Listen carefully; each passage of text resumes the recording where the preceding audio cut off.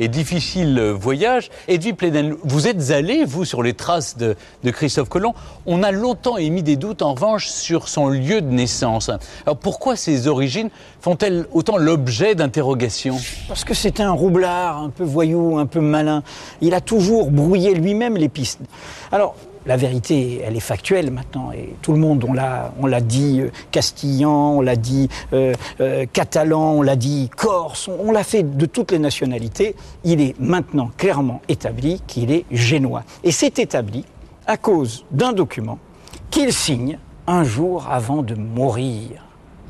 La veille de sa mort. Il dit la vérité enfin. Il signe on est en 1506, et il signe une reconnaissance de dette pour un type de Gênes, un obscur génois.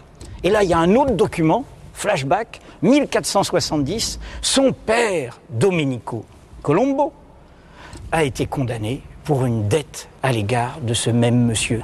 Donc il est bien génois. Donc il est génois, absolument. Parce qu'on a raconté énormément de choses.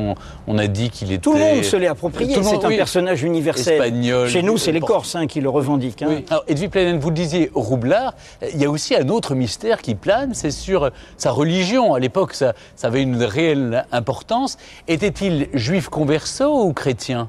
Il est vraiment chrétien dans sa religion pratiquée officiellement, dans son discours officiel. Mais on ne comprend rien si on ne comprend pas que c'est un homme d'une époque de transition, de bouleversement profond. L'Eldorado, l'Éden, le paradis terrestre. Ne pas oublier que pour Colomb, il est de ces hommes qui pensent que le paradis terrestre est vraiment terrestre. Il va le chercher lors de son 4e voyage aux sources à l'embouchure plutôt de l'Orénoque. Donc il est dans l'idée qu'il y a c'est un moment de tremblement, c'est ce qu'on appelle la Renaissance. Il est contemporain de Leonardo de Vinci, il est contemporain de Machiavel, il est contemporain d'Erasme, d'un moment où tout bascule.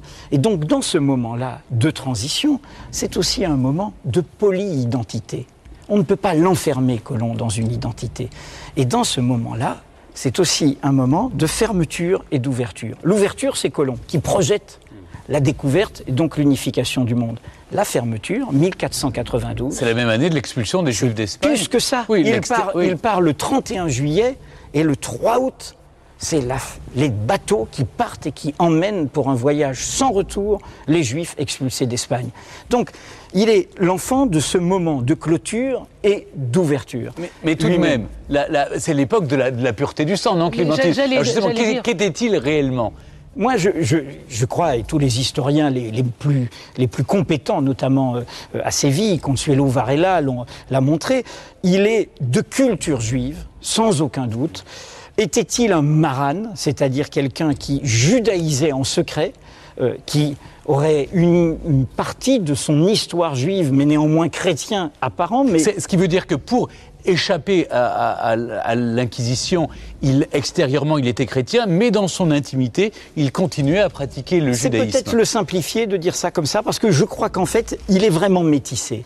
Et ça, c'est la résonance avec notre époque. Pourquoi cette histoire nous parle toujours? C'est que derrière ce qui meut Colomb, c'est justement de sortir d'un moment où, avec la Reconquista, avec la fin de cette Espagne métissée, eh bien, c'est justement un moment de clôture, de crispation de l'Europe.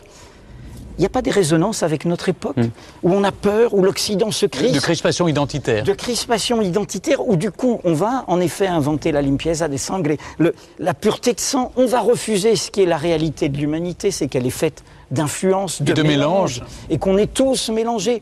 Colomb va nous apporter ça.